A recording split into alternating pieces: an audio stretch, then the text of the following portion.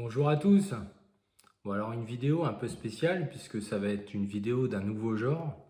C'est pour réagir à certains commentaires et à certains retours que j'ai pu avoir suite à la dernière vidéo sur l'actualité numéro 2 concernant la moisson 2022 et notamment le témoignage d'un jeune agriculteur en agriculture biologique. Bon alors là les gars, je vous le dis tout de suite, ça va pas du tout. Parce que en fait, on fait que de se diviser. Il faut forcément qu'il y ait des commentaires de division pour dire voilà, les agriculteurs en agriculture biologique, c'est plus les vrais, ceux qui arrivent aujourd'hui, ceux d'avant c'était les vrais, ils avaient la foi, ils croyaient en l'agriculture biologique. Alors il y a la même chose pour ceux qui labourent, ceux qui labourent pas, enfin bref, tout ce cinéma-là, vous croyez pas que ça suffit maintenant? Enfin, je pense que c'est de l'énergie dépensée pour rien que de se diviser par rapport à des modes de production. C'est comme si nous, ça fait plus de 26 ans ou 30 ans qu'on laboure pas et qu'on va dire que ceux qui ne labourent plus aujourd'hui, ils sont pas légitimes. Mais qu'est-ce que c'est que ces conneries? Eh les gars, faut se réveiller quoi. En fait, il y a forcément derrière des hommes, des femmes qui cherchent à travailler en harmonie avec la nature ou à faire quelque chose qui leur semble juste. Ils s'engagent dans telle ou telle direction, il n'y en a pas une qui vaut plus que l'autre. La réalité, c'est qu'en fait, tous les producteurs, quels qu'ils soient, sont soumis au même diktat de la nourriture pas chère, au même diktat finalement de ne pas pouvoir s'exprimer sur son prix de vente et sur ses réels coûts de production. Combien d'agriculteurs en agriculture biologique qui ont 25 ans de recul, même s'ils l'ont fait pour des raisons de foi, de croyance, de conviction, ça ne fait pas fonctionner une marmite, ça ne fait pas bouillir une entreprise, ça ne fait pas faire qu'il y a eu une amélioration de la richesse. Alors c'est très important d'être en phase avec ses convictions. Je pense que comme beaucoup, je fais partie de gens comme vous qui essayons d'être en rapport avec ces convictions-là. Mais malgré tout, derrière, il ne faut quand même pas se moquer du monde. Faut pas après s'étonner que certains tirent mieux leur épingle du jeu de les autres parce que finalement, eux, les convictions, ils les mettent de côté. Ils sont opportunistes. Les politiques, ce sont eux les coupables. Ce sont les directives européennes, ce sont des choix qui ne sont pas des stratégies, qui sont uniquement des lubies, comment je dirais, des avis politiques plus que des avis pragmatiques.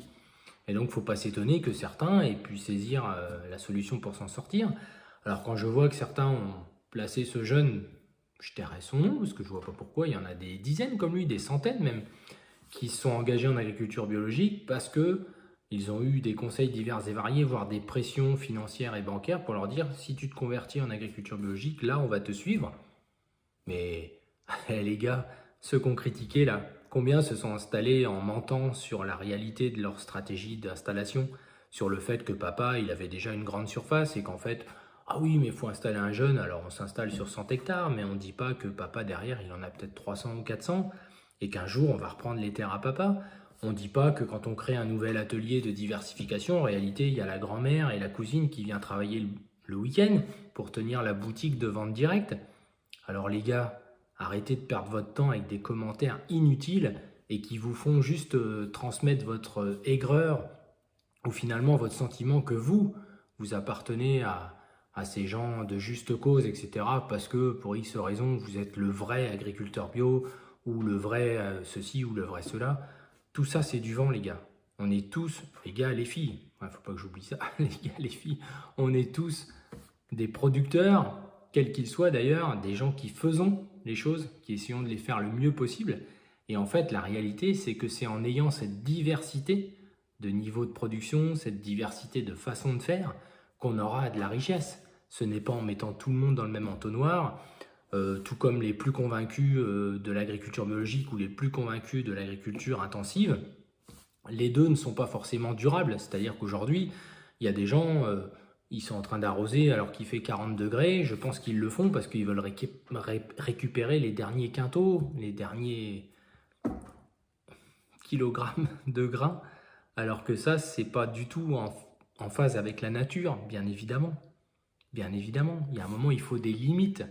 Et ce monde-là, aujourd'hui, n'a plus de limites. Et les limites, il n'y en a plus non plus dans certains commentaires, dans certains avis, qui ne font que de se diviser. Par contre, il n'y a plus personne pour réellement s'élever contre un système qui ne tient pas compte de la réalité de la planète, C'est le cas aujourd'hui, par exemple, il fait 40 degrés, on allume les clims, on arrose, on se déplace X ou Y, on est en vacances dans des zones en plein incendie, et on va se dire en rentrant, on veut du produit bio, etc. Alors qu'aujourd'hui, les maïs, on les soit brûlés par les températures, on a des fécondités qui risquent d'être un petit peu endommagées, bref, on est tous agriculteurs bio, éleveurs, etc., en phase avec cette nature.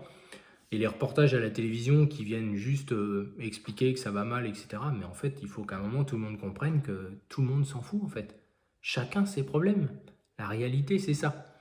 Donc, pour conclure, je dirais, les gars, entre nous, tous ceux qui produisent, tous ceux qui sont intéressés par l'agriculture, ne jugez pas, ne divisez pas, ça ne sert à rien.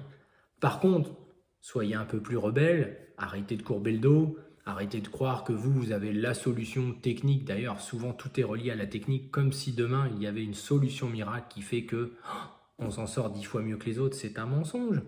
Il faut arrêter de vendre du rêve. Tous ceux qui vous entourent, là, qui vous vendent du rêve, des promesses, le couvert qui va bien, le ci, tout ça, c'est du rêve. Par contre, il y a un point commun à tout ça, c'est le ressenti. Moi, j'ai vu des gens aujourd'hui travailler la terre, etc. Quel ressenti ils ont, ces gens-là? Ils sont enfermés dans un tracteur climatisé, à brasser de la terre. Les tracteurs changent de couleur tellement il y a de poussière. Ils ne s'inquiètent pas de savoir si la vie du sol va être stérilisée par leur façon de faire, si ils vont perdre définitivement le peu d'humidité qui pouvait éventuellement rester, et surtout, à quoi tout ça, ça sert?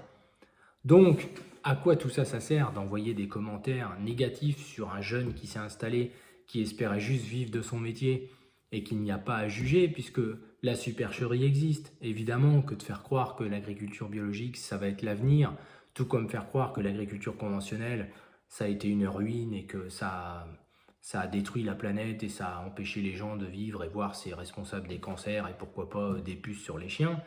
Tout ça, c'est faux. C'est-à-dire qu'entre les deux, il y a une vérité, celle de ceux qui font. Donc, je vous en prie, sur cette chaîne qui s'adresse quand même à des faiseurs, à des agriculteurs, moi j'ai des cales aux mains, je ne suis pas un théoricien, je suis quelqu'un qui fait chaque jour comme vous, et comme tous ceux que ça intéresse, parce que ce qui me plaît le plus, c'est tous les témoignages de gens qui ne sont pas du domaine agricole et qui trouvent dans cette chaîne justement un discours réaliste et proche de leur ressenti, puisque finalement, si les agriculteurs, par leurs commentaires, pour certains, ne seront pas la solution pour faire du bien à l'agriculture, ceux qui nous entourent, nos concitoyens, les consommateurs, c'est en eux que moi j'ai de l'espoir. Cette chaîne d'ailleurs, elle s'adresse plus à eux. Sinon j'aurais fait une chaîne sur du matériel, des tas de ferrailles qui brillent, de l'informatique, me balader dans ma batteuse en vous expliquant que je récolte, etc. Qu'est-ce que ça peut faire? Qui ça peut intéresser? Ça reste pour moi une interrogation. Donc c'est une vidéo à chaud, elle vaut ce qu'elle vaut, mais moi je resterai toujours comme ça, quelqu'un de vrai, je suis comme je suis dans la vie. Et donc voilà, donc tous ces commentaires-là m'ont attristé et m'ont fait voir qu'on est plus dans le jugement que dans réellement l'empathie et le respect. Donc voilà, il y a les gens arrivés d'un côté, il y a ceux qui ont un historique où ils se sont construits de A à Z. C'est la même chose quand j'ai parlé de l'historique de ma ferme, il y en a un ou deux qui ont eu des commentaires vraiment insultants. Ça, j'ai du mal à le comprendre parce que, notamment... Bon, enfin bref, ça vaut même pas la peine. Bon, écoutez les amis, voilà ce que je voulais vous dire, c'est qu'en fait, il n'y a pas les bons ou les mauvais d'un côté, c'est pas vrai. Il y a des gens qui savent un peu plus d'informations que d'autres et d'autres qui en ont un peu moins à leur disposition pour prendre les bonnes décisions. Il y a des gens qui sont très entourés, d'autres qui essayent de sortir de ça pour être plus autonomes et indépendants. Dans les deux cas, c'est un combat difficile. Dans les deux cas, c'est un travail au quotidien avec la nature. Et derrière ça, il y a des vies, il y a des hommes, des femmes qui se lèvent le matin, qui essayent de faire le mieux possible. Donc il n'y a pas à leur dire « toi t'es le vrai, toi t'es le faux ». Non, aujourd'hui, bientôt tout le monde sera des faussaires, hein, comme disait Francis. Voilà, bah écoutez les amis, je vous souhaite à tous une bonne soirée. Et puis ça m'a soulagé de vous le dire. À la limite au moins, ça aura servi à quelque chose. Allez, à bientôt.